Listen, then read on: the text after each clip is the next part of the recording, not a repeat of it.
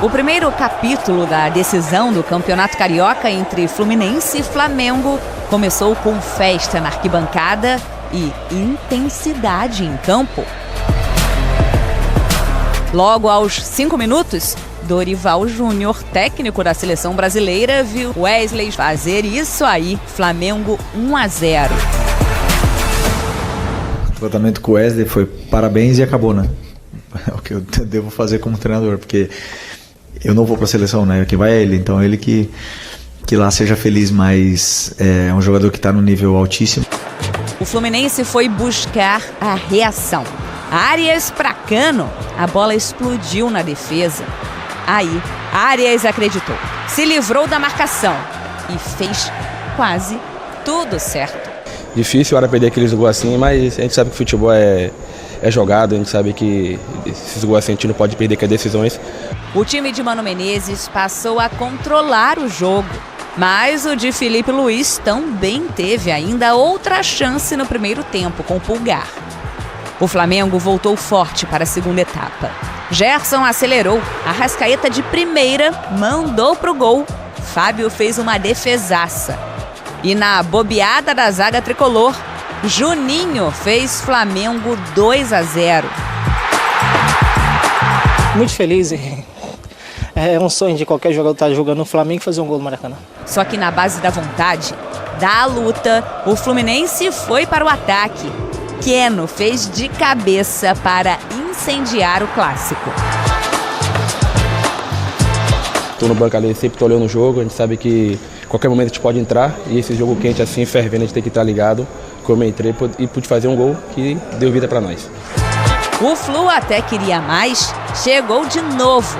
Só que ficou nisso. Flamengo 2, Fluminense 1. E no fim do jogo, Freitas foi cobrar Luiz Araújo pelas provocações do jogador do Flamengo com o técnico Mano Menezes durante a partida. Só que acabou expulso.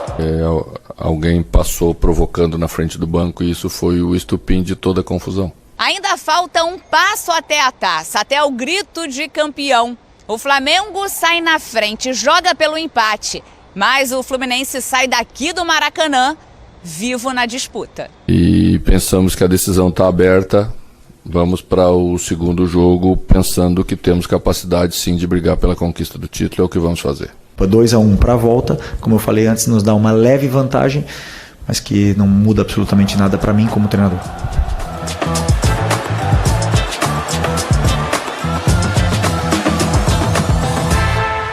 Números do jogo deste Fluminense 1, Flamengo 2, finalizações 13-14, finalizações certas 4-5, escanteios 7-10 e faltas cometidas 17-14. Nos números também ali em vantagem no Flamengo, levando essa vantagem para o jogo de domingo. Já já os nossos repórteres chegam também projetando como deve ser essa preparação das equipes até a partida decisiva.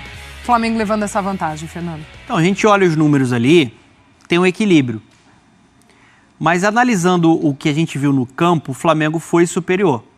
Aliás, coloquei isso na rede social, faço questão de falar sobre isso aqui, porque é uma opinião de fato que eu tenho. Vem nas suas redes sociais também. Já estava amadurecendo isso, Glaucio, não sei se vocês concordam. Ontem eu estava assistindo a coletiva pós-jogo do Felipe. Eu acho que a cobrança em cima do futebol do Flamengo é muito desproporcional. Em alguns momentos parecia que o Fluminense tinha vencido o jogo, dentro da cobrança. E eu não entendo por que ter uma cobrança tão grande e intensa para que o Flamengo deixou e controle todos os adversários 90 minutos. Parece que o adversário não tem mérito, o adversário não pode ter uma chance como teve aí o John Arias, uma chance claríssima para marcar. E se a gente for olhar o que a gente viu no campo ontem, o Flamengo ele controlou o Fluminense em 60% ou 70% do jogo, porque ele foi muito melhor no segundo tempo, apesar de ter sofrido gol ali no final do Keno. E depois, obviamente, como é o futebol, um clássico, o adversário faz um gol, ele vai pra bafa, né?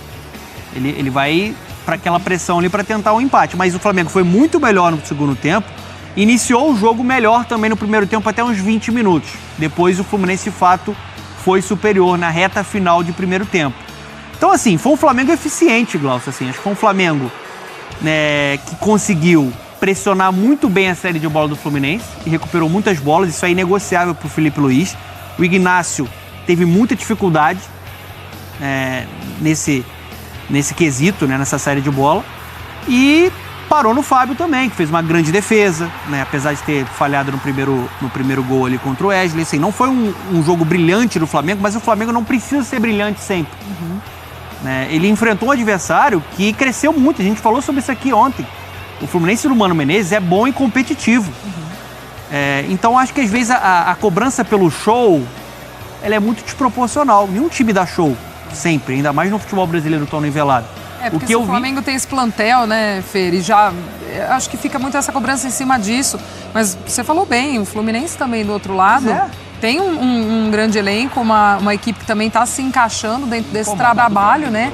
E óbvio, é um clássico, quanto que a gente já não viu no futebol brasileiro, um dos times está muito abaixo e pegar o outro voando e a coisa não acontece. Tem muitos fatores, né, para exigir que seja algo extraordinário.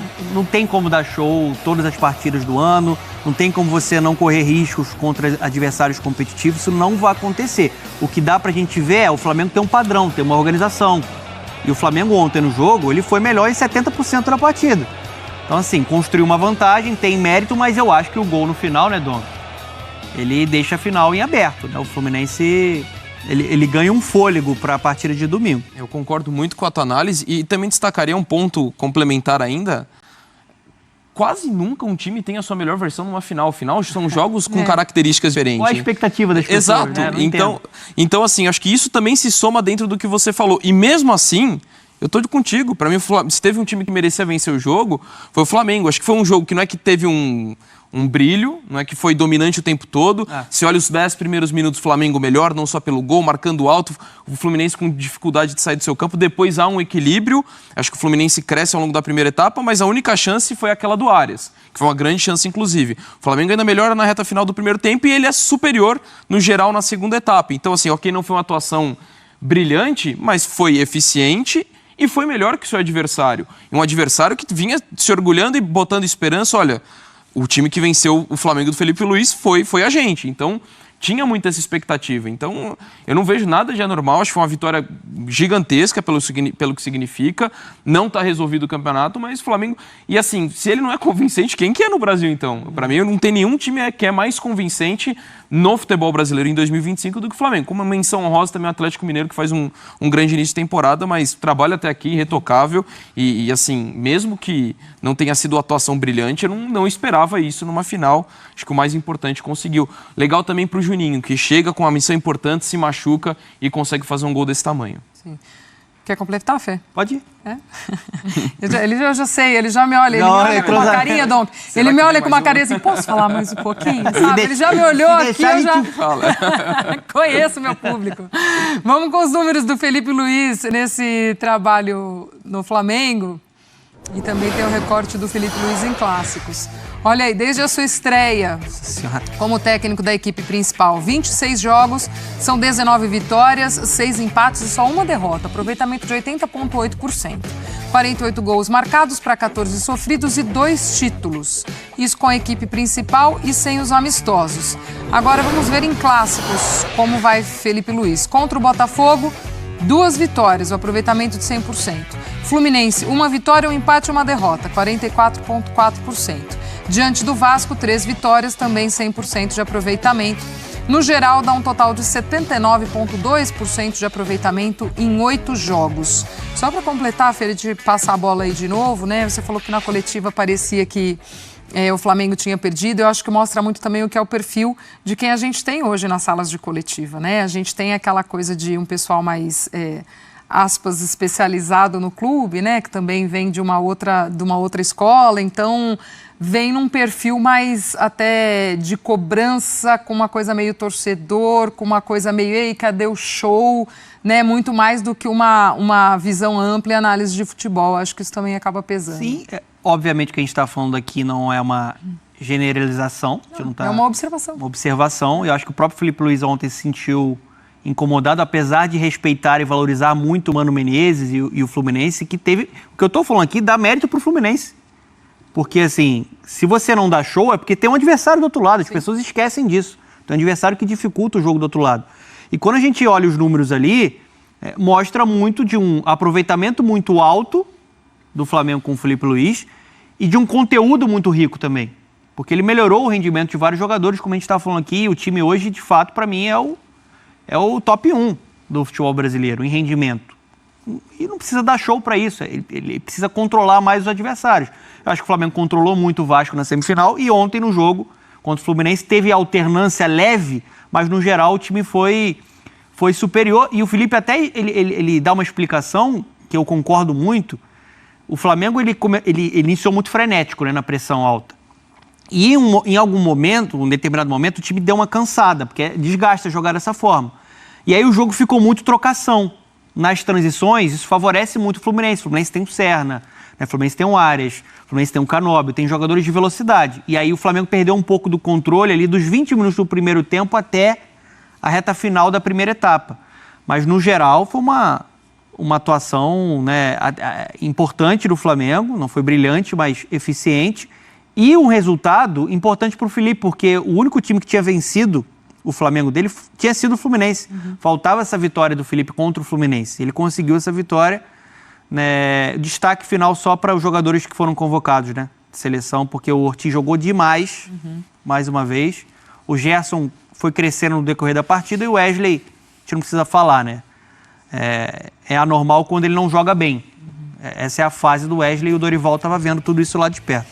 O Dorival lá no Maracanã ontem acompanhando também os seus selecionáveis. Se apresentam dia 17 para os 2 compromissos de seleção brasileira com Colômbia e Argentina nessa data FIFA de março. Dorival no Rio também acompanhando. Nós vimos que no final do jogo saiu ali uma confusão. O nosso querido Pedro Torre gosta de dizer um entreveiro. Um catiripapo, adoro quando ele usa essa palavra. E aí a súmula desse jogo também foi lançada agora há pouco. Primeiro a gente está vendo aí a confusão, né? A gente depois vai trazer também a fala do Mano Menezes, que foi ali um desentendimento entre ele e o Luiz Araújo. E a súmula diz o seguinte, ó. Pela final do Campeonato Carioca, trouxe os motivos das expulsões após o apito final assinaladas pelo VAR. Do zagueiro Juan Pablo Freitas após a confusão com Luiz Araújo e de Sidney Lobo, auxiliar técnico de Mano Menezes. Ambos estão suspensos para o jogo de volta no domingo no Maracanã. O árbitro Yuri Elino justificou o cartão vermelho para o zagueiro, se dirigir ao adversário Luiz Araújo de maneira hostil, com o dedo em riste no rosto do mesmo e golpear este atleta no seu antebraço na altura do pescoço. Tá aí a justificativa da arbitragem em súmula, explicando também as expulsões depois do apito final.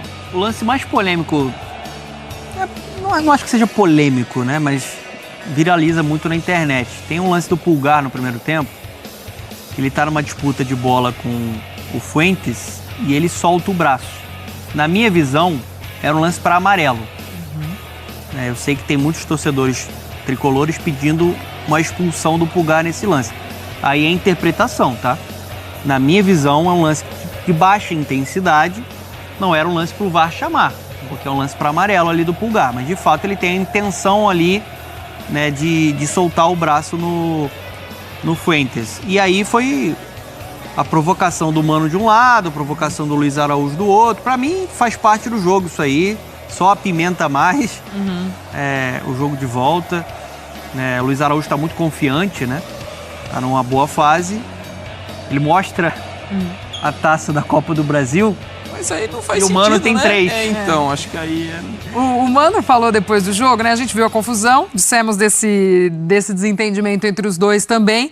E o Mano falou sobre isso depois, né? O lance é o seguinte, o Luiz Araújo baixa ali o meião e mostra as suas tatuagens de taça, né? E aí o Mano respondeu depois, vamos ver. Houve uma provocação quando nós sofremos o segundo gol. Alguém passou provocando na frente do banco e isso foi o estupim de toda a confusão, né? O resto tudo é consequência. Freitas acaba de ser citado na súmula porque se sentiu como todo argentino se sente nessas horas, né? Nós que somos mais passivos, eles não são, eles não aceitam. E acho que bom não aceitar mesmo, porque a gente tem que saber ganhar e tem que saber perder, né? E quando ganha a gente tem que ter grandeza também para respeitar de quem a gente está ganhando, para que as coisas terminem bem, e eu acho que sempre é bom que termine bem. E veja como isso pode acarretar problema. Perdemos um jogador que entrou, foi lá e coisa. Perdemos 2 ou 3 no banco de reservas, né? E a pessoa que iniciou tudo, o árbitro foi lá e abraçou ele, acalmou ele, levou ele, tirou de lá. Acho que falta sensibilidade, às vezes, para você entender que esse tipo de situação é que precisa ser coibida. Porque não é possível que os outros todos estejam errados e a pessoa que fez o que fez está certa. Daí está tudo de ponta cabeça. Bom, já vem naquele climinha amistoso pro próximo jogo. Nossa, e dá um ânimo também pro Fluminense, né? Isso que eu ia até te perguntar, Fer, como é que também o que o Mano tira também desse primeiro jogo, né? Projetando o domingo já. Então, o Mano ele conseguiu encontrar soluções sem o Ganso, né? Com o Arias ali tendo essa movimentação por dentro. Ontem não foi um grande jogo do Arias, mesmo assim ele é muito perigoso, muito influente. Eu acho que o destaque para o Fluminense é como o Thiago Silva eleva o sistema defensivo. Mesmo pressionado para sair jogando, ele é um jogador lendário da posição. O Inácio sofreu mais, como a gente falou. E os destaques positivos, para mim, no segundo tempo, entrou muito bem o Keno, não só por contra o gol, com personalidade, é um cara que está acostumado a um jogo dessa dimensão e foi muito importante no título da Libertadores 2023. E o garoto Riquelme. Riquelme Felipe incendiou o jogo.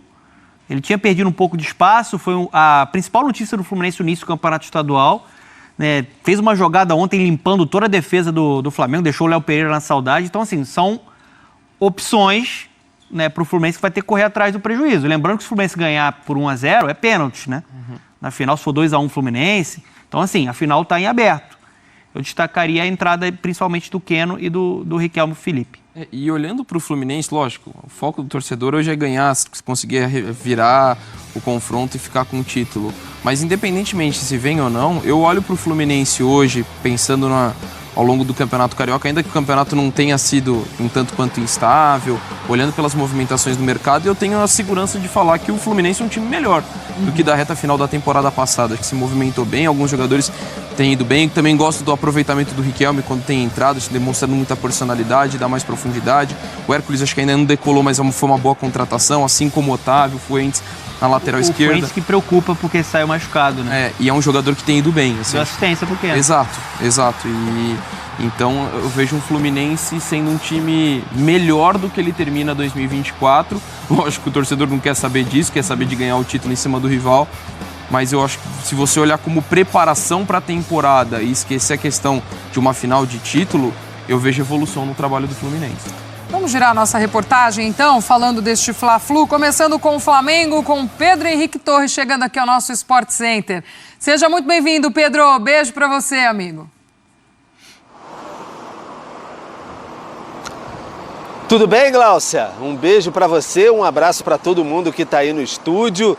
Legal participar mais uma vez. O Flamengo que deu mais um passo rumo ao bicampeonato consecutivo carioca, 7ª final consecutiva, como a gente sempre vem destacando, porque é um feito realmente importante, né? Um jogo bem bacana ontem no Maracanã, foi agitado, mais de 39 mil presentes, um pouquinho aquém do que se esperava para uma decisão de campeonato carioca, mas quarta-feira, 21h30, enfim.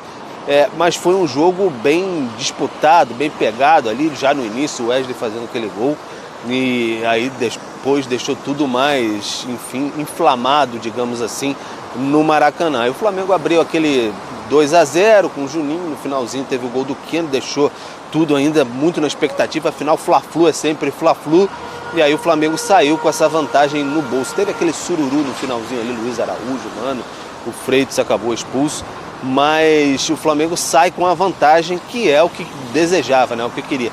2-0 seria muito melhor, porque poderia perder por um gol de diferença, mas deu aquela desligada, tomou o gol e agora joga pelo empate para ser campeão. Se o Rossi não sofrer gols no domingo, o Flamengo sai como bicampeão carioca no Maracanã, domingo, jogo 16 horas da tarde. Reapresentação agora à tarde no Ninho do Urubu, turma toda por lá. o Flamengo vai tentar, quem sabe, recuperar algum jogador para essa decisão. Lembrando dos desfalques, o Bruno Henrique ficou fora, esteve ontem ali em um dos camarotes para assistir e tudo mais, sofreu um pouquinho, mas é difícil que participe, questão muscular ainda é recente, enfim, uma semana assim ele vai ter para recuperar basicamente, então é mais difícil a situação dele. O Cebolinha talvez possa ser uma possibilidade, que já estava fazendo trabalho de campo há algum tempo, a lesão dele também não foi tão grave assim, mas tenta se recuperar aí para ser uma alternativa para o ataque do Filipe Luís. Quem jogou pelo lado esquerdo ontem foi o Luiz Araújo. Michael também difícil a situação de que retorne, enfim, tudo mais. De restante, o Filipe Luís tem os seus jogadores. Já ia esquecendo do Danilo também, que não se sentiu 100% para esse jogo, também para os jogos da semifinal contra o Vasco. Quem sabe agora, para esse jogo, a finalíssima contra o Fluminense, ele possa estar de volta à defesa, mas a zaga vem bem até, né? Léo Ortiz e Léo Pereira, então é uma possibilidade também. Então o Flamengo focado, pensando demais nessa decisão de campeonato carioca, como eu disse, mais um Fla-Flu, 16 horas, domingo no Maracanã. Deve estar um calor, porque ontem o pessoal já estava reclamando, viu? Algum calor, um abafa lá no Maracanã. Vamos ver como é que vai ser 16 horas no domingo, que vai sair o campeão carioca, já sai de uma vez e vai todo mundo para a data FIFA sabendo se foi campeão ou não, tanto jogadores de Fluminense quanto jogadores de Flamengo. Glaucia. Valeu, Pedro. Beijo pra você. Boa sequência de trabalho por aí. A gente já vai no pique, no giro, para chamar a Roberta Barroso com as notícias do Fluminense. Seja bem-vinda, Beta. Um beijo pra você.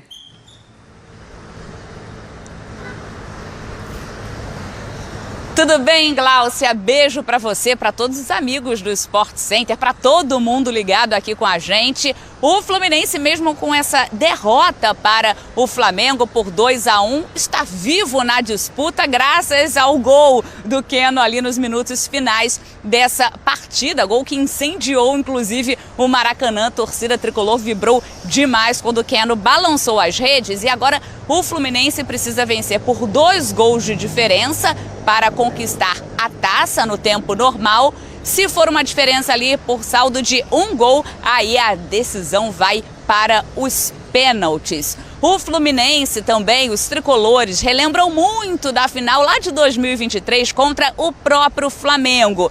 Isso porque o primeiro jogo terminou 2-0 para o rubro-negro e na partida de volta o Fluminense goleou 4-1. Então a torcida tricolor nessa expectativa que aconteça tudo como aconteceu lá também em 2023. Bom, o técnico Mano Menezes ganhou um problema para essa partida. O lateral Fuentes deixou o campo já nos acréscimos com uma lesão na coxa esquerda. Com isso, então, deve ficar fora mesmo desse Fla-Flu decisivo no domingo. E aí o René é o provável substituto. Até o Mano Menezes falou sobre isso ali na entrevista coletiva, que ele tem uma característica diferente, mas que vai ali buscar soluções. O zagueiro Freitas poderia ser uma opção na lateral, mas aí teve aquela confusão no final do jogo com o Luiz Araújo. Luiz Araújo, jogador do Flamengo, que acabou durante a partida provocando o banco do Fluminense, chegou a mostrar a tatuagem